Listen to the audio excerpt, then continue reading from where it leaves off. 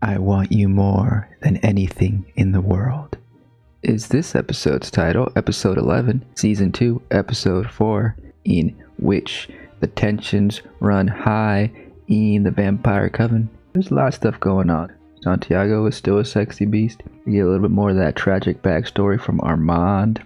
Claudia finds some connection with Madeline, the dressmaker. But what about Lestat? Did he really wash away in the rain for good? Probably not. But before we go into the breakdown, I want to bring up something that has come to my attention. And that is that there's two versions of the show. One presented on AMC Basic Cable as well as AMC Plus. And another one you can get by purchasing it on Amazon and maybe through Apple TV or something. You see, the version that is on AMC Plus, and it's the version I'm watching, and I think most of us are probably watching, is the same version that's on the cable channel, which includes those commercial breaks. But on AMC Plus, they take the commercials out, but those breaks are still there, like haphazardly inserted. And so it's often a bit jarring between scenes, including the ending of the episode. But then the version you can buy digitally apparently is better edited and includes more profanity. Over here on Reddit, Quiet Shopper has gone through the trouble of listing all the differences between the censored and uncensored versions from both seasons. For season 2, it's mostly just fucks and cunts and all those nasty vampire words. Although this episode, I noticed Claudia said fuck like 10 times. I don't know if they're easing out on the editing.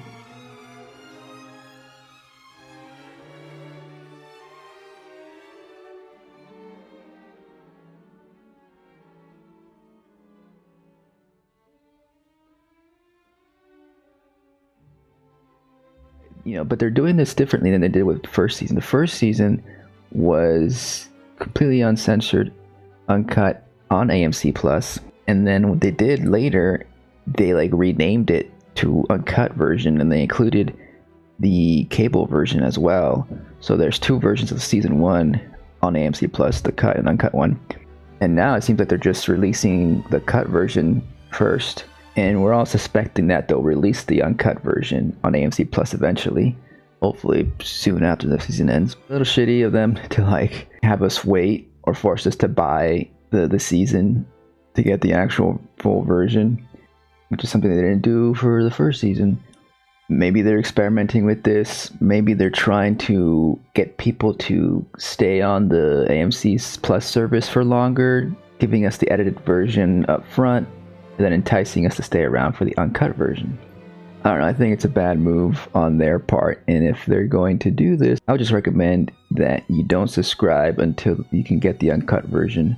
Maybe you can get a vampire friend to share a copy with you, I don't know. Okay, so let's look at an example from last week's episode. Here is the unedited version. Finally. I'm fucking tired of holding on to it. And this is the edited version. Finally. I'm tired of holding on to it. So you see they removed the word fucking. So it's a small little thing. There's some other examples.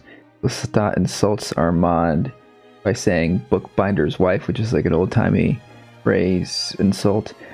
But in the unedited version, he calls him a cunt. So here and there, little words are taken out. Like I said, in episode 4, Claudia said fuck for 3 times at least, I think. And so I don't know if they stopped editing it now, and it was just a little fluke on their part. Who knows what's going on? It's a little bit confusing and alarming, because I'm not quite sure what else they're going to cut out. There hasn't been any sex scenes or nudity in this season so far. As I mentioned before, I'm concerned that they might edit out some queer content. I feel like some of the kissing scene from the previous episode was in the silhouette. It was a nice aesthetic choice, but also the kiss was obscured in darkness. This episode there was a kiss that I felt was too short. It almost seemed like they cut it down. I don't know if they're going to continue to do that or not. Or in general, they just decided to tone the show down a bit more to appease advertisers and to have minimal differences between the uncut and cut version. Though I don't know, it's all a bit confusing right now. Well, I guess we'll have a better understanding once the season's over. Maybe there'll be an extra uncut version coming out to entice people to come back to AMC Plus. I do not know. By the way, this is from Twitter user Kai Torek. Probably a good person to follow if you're a fan of the show. I'll link these in the description. This post should be updated with all the differences. We'll have to keep track of it and see how it develops throughout the season. Okay, but with that out of the way, let's get to the breakdown.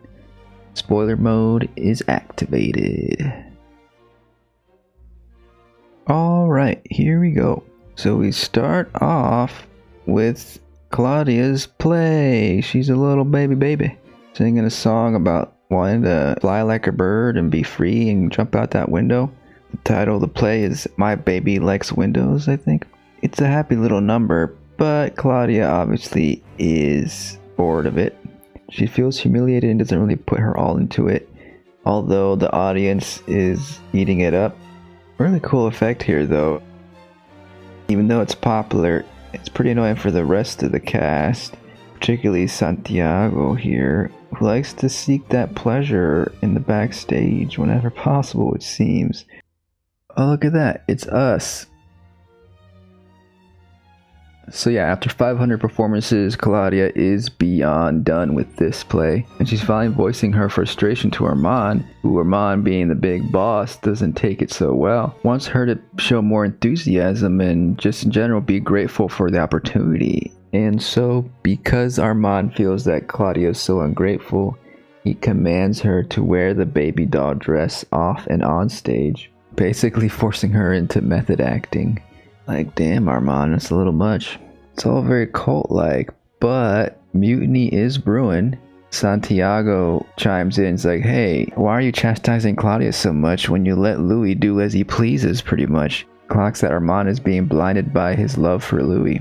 So we're seeing the ramifications of Armand deciding not to kill Louis in last week's episode. And it seems to have been a year and a half since then.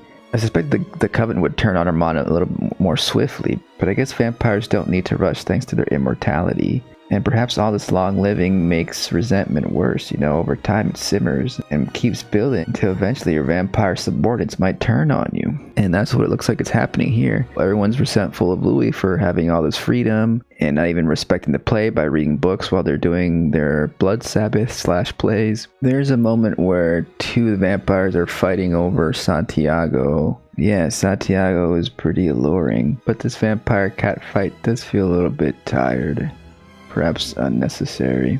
So Santiago embarrasses Armand in front of everybody by asking, are y'all companions or what? Armand quickly says yes while Louis says no, which is awkward. +1 for Santiago. By the way, the book Louis is reading is called The Dead All Have the Same Skin. It's a crime novel by Boris Vian, and you can see how it's very much of interest to Louis by reading the synopsis here via Wikipedia. It tells the story of a mixed black-white American who manages to have a career in white society without anyone knowing of his origin. When his black brother turns up and tries to blackmail him by threatening to reveal his origin, his life turns into a downward spiral of violence. So yeah, very apropos for a black vampire trying to fit in Paris here. So it's that time in a relationship when you gotta figure out, what do we call ourselves? Are we boyfriends? Are we just fooling around? Armand definitely likes the word companion. Louis like, sure, wouldn't really say that myself, but I'll go with it. Louis likes to keep his distance a little bit, have his alone time more, it seems. Armand wants to get a little closer, wants him to show up at the theater more often. So Louis agrees to come by more, you know. Armand feels like he's being slighted. It's hard for him to protect him the longer this relationship goes on. But Louis seems chill at the moment.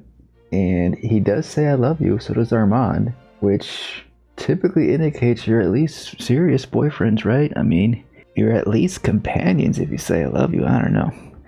Although Louis probably having trouble committing thanks to Lestat's presence in his mind here. Laughing at this cute little love you back and forth. By the way, does this kiss seem too short or like it's cut away too quickly? Like, are they depriving us of some quality smooching? First we had a tender smooch in the shadows. Now it cuts to a wider angle just as their lips touch? Maybe it's nothing. I don't know. Let me know in the comments what you think. So at this point, Daniel's like, wait a second, are you schizophrenic, Louis? Like, talking to this make-believe Lestat? And Louis has never really considered it. Such terms don't apply to vampires, surely. They say that vampires are the most human of monsters. That duality certainly introduces issues with their psychology. I'm sure a lot of them have elements of psychopathy in them, with the killing and all. As for schizophrenia, Louis would rather psychotherapists do the analysis instead of Daniel. And he too has his issues with intrusive memories, right? Here we have another little vision of him seeing Armand from the past. We're going to have more of that coming up. Daniel brings up the fire at the theater, which surprises Armand and Louis because they didn't give him that information. Daniel says one of his assistants looked it up, thinking she's researching some post-World War rebuilding of Paris or something. So then he switches the subject back to Claudia's diary. We go back to see her during her cleanup duties, with Santiago lurking in the shadows, telling her, hey, you shouldn't be writing stuff down about vampires, that's against the rules. She's like, oh, just random thoughts, no big deal. And they gossip about Celeste and Estelle. Santiago, such a charmer. Santiago says they called Celeste Mary Celeste because she has no talent. That's a reference to the ship that was lost at sea. It was found abandoned with all its crew members and lifeboats missing. And to this day, no one quite knows exactly what happened. So, they disappeared just like Celeste's talent. Haha. Nice burn, Santiago. Yeah, he reminds her about these rules and about how his maker faced the death penalty via Armand because he made Santiago here without his permission. Claudia responds by putting her journal into the rat box, but Santiago says that's melodramatic. He's bent the laws before, but he says he's rigorous. You can't just be so obvious about breaking those laws. So he reaches back in for the diary and gives it back to her. Of course, Daniel was holding it in the future, so obviously we knew that wasn't the end of it. Now this might be a little bit of a joke here. He thanks her for writing kind words about him, saying that he read it right in front of her. Maybe indicating that he can freeze time like Armand and Lestat can. Maybe some silly mind game intimidation. I suspect it's just a jest. So Claudia goes back to work promoting the play and having a snack along the way. And she comes across Madeline, who's cleaning up some Nazi graffiti on her window. They tease each other a bit. Looks like they're getting friendlier. Claudia certainly wants to find some friends outside the coven, now that she feels a bit trapped. But now look at this, a nice little Parisian restaurant where the vampires hang out. I like scenes like this where it just feels like we're hanging out with them. Louis and Santiago sit on opposite sides here. It feels like Louis is just being pretentious with his artsy talk. Armand is dealing with the management of the coven a little bit here. You get some more jealous eyes from Egli as Santiago is getting close with Celeste again. But the main contestants in this vampire arena tonight are Louis and Santiago. Santiago starts mimicking Louis from across the table. There's something off about his accent. It's not quite Chicago. Real good performance here. Louis isn't as good with the words though, so he just calls him a parrot and an organ monkey. Santiago has caught on his Cajun drawl. He wants him to say New Orleans to see if he's actually from the South. Louis can't quite compete with the wit, so he grabs Santiago's tongue instead. I guess he can go toe-to-toe with Santiago. This is all too embarrassing for Armand, of course, so he has to put a stop to it. Forces everyone to put their head down and freezes the world. And so these wild hounds are calmed down for a bit. The vibe's ruined, so Louis gotta get out of here. Armand tries to call him back telepathically, but that ain't gonna work. Louis runs free.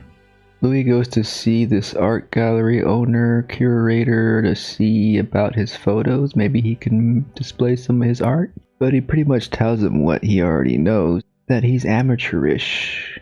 Doesn't quite have the eye. Kind of suggests he's better off as a dealer, maybe buying art and selling it, which is what he does do in the future. So he gets angry and lashes out. Does say fuck you, so maybe this episode isn't censored on AMC Plus. Back in the present, Daniel's like, oh, you know what, some of your photos aren't that bad, like this one. It turns out that was not even his. Photos from other photographers have been mixed in for some reason. He suspects it's Armand's doing, I guess to make Louis feel better about his work. But Armand's like, oh, it must have been a mistake from Rashid. Louis skeptical about that answer. Meanwhile, Daniel's having some issues with his memories again. We get these flashes of a man wrapped in plastic. A snack for Armand and Louis to have later. Within that memory scene, Armand probes at Daniel, talking about how he would only have sex with this girl if she put a paper bag over her head. But I'm wondering if that's an indication of Daniel's repressed sexuality. Again, in the books, Armand and Daniel were together for a bit. But in this adaptation, they don't really mention Daniel's sexuality. He's had some wives, I guess. No talk of men in his love lives. But I'm wondering if even back then Armand is realizing that Daniel's repressing his orientation. A few episodes ago, Armand says something about how Daniel took the Playboy magazines from his father and sold them at school, indicating that he wasn't that interested in looking at the Playboy magazines and would rather just take advantage of other straight boys who would want to buy the magazines. I don't know, that's just me psychoanalyzing these memories. I don't know where it's going to lead, of course. Could be completely different from the books. But it definitely felt weird that they erased Daniel's sexuality in season 1. Maybe they're course correcting here. Maybe part of Daniel's journey is coming out of the closet by the end of this season.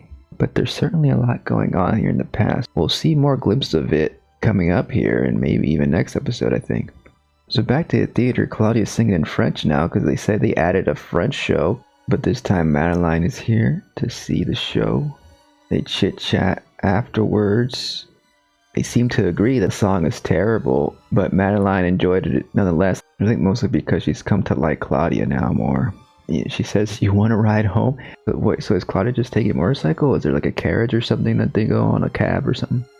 Back at home, Louis is frustrated with his photography, venting to the Lestat in his head. He's frustrated because he can't quite match the great photographers because he has to rely on shooting at night. He's a vampire, he can't rely on the sunlight. He has to rely on street lamps and such, the moonlight. Lestat offers some critiques, suggests that maybe have a little bit more patience. Wait for the right moment to take that picture. And then Armand butts in with some telepathic Shakespeare. What light through yonder window breaks? I think it's kind of cute, but Lestat finds it real hilarious. He doesn't think Armand is a very good Romeo. Sure, the Shakespearean flower is a little bit cliche, but that's not always bad when you're in love. Meanwhile, Claudia and Madeline are getting to know each other better. She talks about how her family died to TB, tuberculosis. And Claudia is curious about the swastika graffiti. What's the story behind this? During the war, she let a German soldier in and took some comfort in his company. She pitied the soldier and just wanted to comfort a frightened boy, you know? It's not like she had sympathy for Hitler, just this poor boy. But everyone was quick to call her a traitor and a slut. And so Claudia actually relates to this, you know, as an outsider herself. She feels like she can find some kinship, some companionship with Madeline as two women ostracized by society, you know. And Madeline too can't connect with her neighbors. Although reluctant at first, she's come to welcome Claudia into her life now as a potential friend. So now it's time for a night at the museum with vampires, Armand and Louis. Armand uses his powers to disable the guards, freeze them in time. We can show Louis some nice paintings, something that reminds Armand of his time, made before he was a vampire, you know, since he is like the oldest vampire in the city, it seems. Louis notices this statue here. He says, "Nice to see you again." That was a bit confusing to me. I wasn't quite sure what he was referring to. I saw a comment somewhere reminding me that this is the same statue from episode 1 that was in the truck with Louis and Claudia on their way to Paris. But that episode was like weeks ago, so of course it makes sense. You know, if you're not binging this, you're going to probably miss this little reference here. But anyways, Louis here is kind of comparing Armand to Lestat a bit, you know, saying that like, oh yeah, like Lestat also would show off his powers one day in this anger, and then the next day tried to apologize. Kind of like how Armand uses powers to quiet everybody at the dinner, and then now he's trying to be all apologetic at this little museum date. Armand says that that was a necessary display of power to protect the coven, to, you know, protect his position in the coven. But Louis really wants to know how different he is from Lestat. He hasn't really shared much of his history to Louis. to really give an indication of who he really is, you know? And so Armand takes them to the next room with a very particular painting. There's actually a real painting, and Armand reveals the true reality, the facts of where this painting came from. It was actually painted by a contemporary of his maker, Marius de Romanos. He painted it in his maker's studio in exchange for Armand's services, which he gets into. You notice that this painting here is him as Amadeo before he was made into a vampire. So he goes into his tragic history, his story in which he was sold into slavery and then into a brothel. And so he experienced all of this exploitation and abuse his whole life until his maker purchased him and renamed him and reluctantly taught him the dark gift, and he became Armand the vampire. Although I think before that he was occasionally donated to friends of his maker as a sex slave. And that's how this painting was made. Although the boy in the painting resembles Armand, doesn't quite have the same skin tone.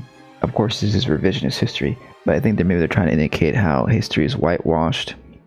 Anyway, he skips some of the details, but a coven in Rome burns down his maker's studio along with his maker, and they recruit Armand and they send him off to Paris to lead that coven abandoned by Magnus, the maker of Lestat, which is what we saw in last episode, right? And Lestat within Louis' mind certainly feels distressed right now about this story. You know, maybe feeling a bit jealous, feeling like it's a sob story just to get Louis to sympathize with him. But at this moment where Lestat screams, I think is a breaking moment where Louis is really starting to chip away at his presence and allowing himself to fall for Armand while letting Lestat go. So Armand answers Louis' question, who is Armand? Is Armand his history? Is he the leader of the Theater of the Vampires, which he's not so sure he wants anymore? What makes a man? He's not quite sure, you know, he's a bit lost in his identity. And now with Louis in his life, he wants to discover his new self or unearth his true self with Louis together. So he's asking him not to judge him based on his past actions, his past history. I don't know, maybe Armand feels like he can be fixed by Louis. But before they can dwell on it too much, they get interrupted by a vampire phone call, a mind call, you might say. Claudia took an extra long break and is needed back at the theater to clean up. And Madeline here starts to question how Claudia hasn't grown really, as she seems the same size as a couple years ago when they first met. Claudia's excuse is that the war shrivels and stunts people. I mean, yeah, metaphorically, figuratively, mentally, and I guess sometimes physically when you get your arm blown off. But also I guess like if you're starving during wartime, perhaps as a kid you get stunted in your growth. Anyways, Madeline doesn't press on it too much. Claudia summarizes a bit of her past here, about all the hard times she's been through, losing her family, getting adopted. She's referring to Louis and Lestat here. One was bad trouble. She says how she's gone through so many dark things over and over. She's wondering if she seeks it out. You know, she self-sabotages herself. She feels like she's broken, which makes her want to explode, want to lash out, maybe express her anger, scream. So Madeline offers some advice. Yeah, go bang. Get that frustration out. Get those emotions out, and then you'll feel better. And then maybe do it again. Treat it as it comes, like the weather, pretty much. And I think Claudia finds some inspiration in that. She likes those words, because I think everyone else has been just telling her to kind of like quiet down and keep her emotions in check. So she feels like she can connect with Madeline here. Up until the point where her fangs come out as soon as she sees blood. But it's interesting to have this be a point of contention between them. You know, they're becoming closer and friendlier, but then blood reminds her of their differences, not only because she's a vampire, but it's also representative of the womanhood she's lost. You know, and menstruation's a big part of about half of the population on Earth. You think it'd be more integral in vampire stories, perhaps indicating that a lot of those stories are written from the perspective of men. Speaking of, here comes Armand to take Claudia back home to the theater, like the mean old boss he is. Claudia doesn't see it as a big deal, she just wants to make a friend. But, Armand takes control here. He forbids her from ever seeing her again.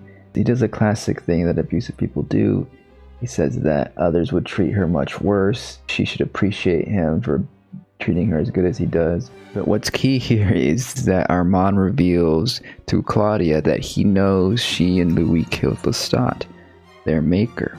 And that really shuts Claudia up. Perhaps it's at this moment that she realizes Louis has chosen Armand over her, confiding in Armand to keep this secret, trusting in him. But obviously, Armand is mistreating her and she feels completely betrayed by this. So he's putting his foot down, telling her that she has to do more than the bare minimum from now on, and commands her to go clean up the green room floor. And this is a great moment here. Armand demonstrating his immense power by grabbing Santiago from the shadows. I feel like in other shows or movies you would see like a cut of Santiago lurking in the background, or a brief moment of seeing Armand and Claudia from Santiago's perspective. No, but Armand is so powerful, he sees what the audience can't see, which is Santiago just lurking right behind that pillar, grabs him into frame and puts him in his place. And if he doesn't stay in his lane, he's gonna go the way of his maker, into oblivion. So back at the apartment, Louis is still sad about his photography skills. Lestat consoles him. It's no big deal, it's just 2 years. He acted for 2 years and he gave that up, saying that vampire life is a series of poor decisions, like his decision to be with Armand or their decision to make Claudia. Claudia returns angry that Louis reveals their secret. Louis assures her that Armand can be trusted, he won't say anything. But when Claudia says that she was threatened by Armand, Louis can't believe it. She says that he's blinded with love. In the first episode we saw that it was all about them both, right? Louis gave that touching speech in that truck where he said that at the end of the world, if it was just them two as the only vampires left, that would be enough. But apparently now Armand is Louis' top priority. Louis retorts by saying that, she picked the coven over him. So yeah, surely Louis has been lost in love a bit here with Armand. He dismisses Claudia too easily here.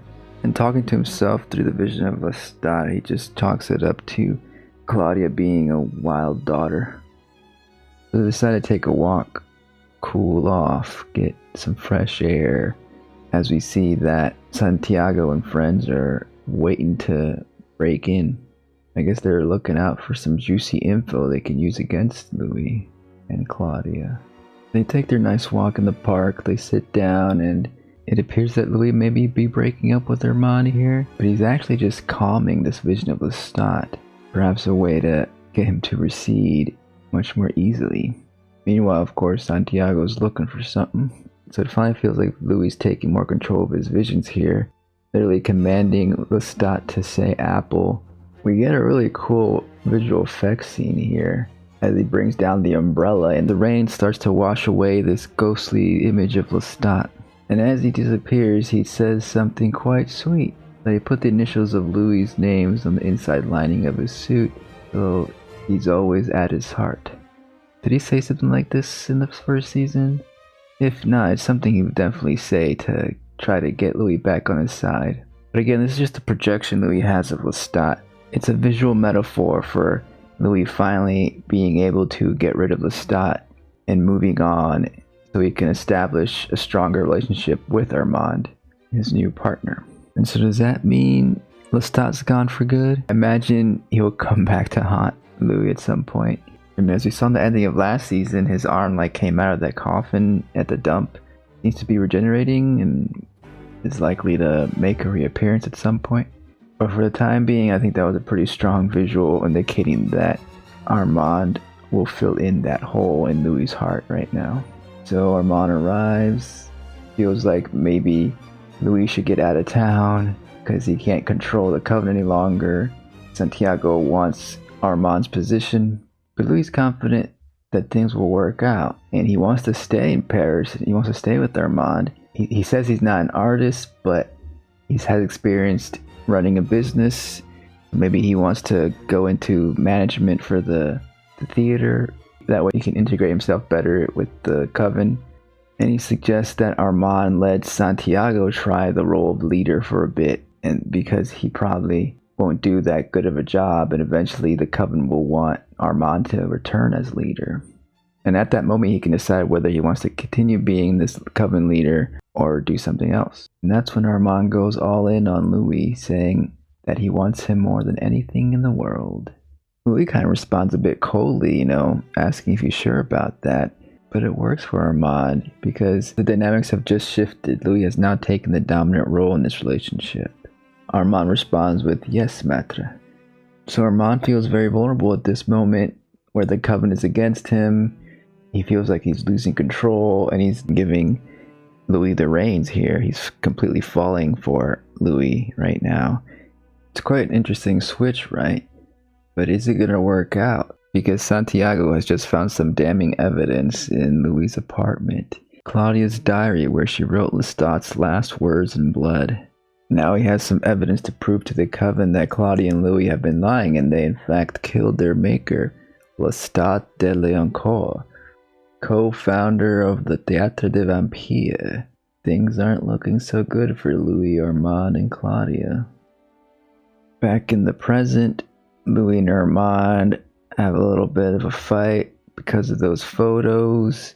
He feels like Armand placed them there, while Daniel digs into more of these files that Talamasca has left him. His mind keeps going back to the first interview, the 70s. So does Daniel have a sadistic side? Is Armand talking about the woman with the paper bag on her head that Daniel supposedly made her wear during sex? He says, "Even as she cried, a splinter of coldness in you. Is that what makes you fascinating?" I mean, it's difficult to interpret. It's all jumbled. I'm sure we're going to see the full scene later on. So this leads him into digging into this San Francisco interview a little further. This voice we hear of Malloy, it does kind of sounds very similar to Christian Slater from the movie adaptation. Christian Slater played Daniel in the movie. I mean, you don't understand the meaning of your own story. He sees that the Talamasca has these images taken, the surveillance images. Kind of scary that he's been surveilled for this long. Is that him? It looks like he has a cap on this time, or is it a different person? Yeah, so it seems like he gets attacked by Louis. They get in an argument and Louis attacks Daniel and starts sucking on his blood or something. But then Armand arrives and interrupts. So maybe Armand saved Daniel here and he was about to be sucked dry by Louis. But so far all these memories have been repressed in his mind. We've been given little glimpses here and there, and it seems like we're finally going to get the whole picture next time. It ends pretty abruptly here, right in the middle of this sentence. I don't like how they're ending these shows, and this may be different in maybe the Amazon version of the show. As I said in the beginning of the video, the Amazon version seems to be more a complete version. But they're kind of butchering the experience here at AMC Plus, because it goes directly from here into the freaking preview of the next episode. Feels like we're missing a little bit there, and then it forces you to watch the sneak peek. And I know they're gonna spend more time in this flashback. But yeah, on the technical side, how AMC Plus is handling this season isn't very good. It definitely ruins the viewing experience a bit. But besides that, this is another great episode. I'm really liking this relationship between Armand and Louis building up, and Santiago is so fun to watch. Can't wait to see the big confrontation between him and Armand and Louis. But it's time to go into the shadows once more. I'll see you next time, under the moonlight. Bye bye.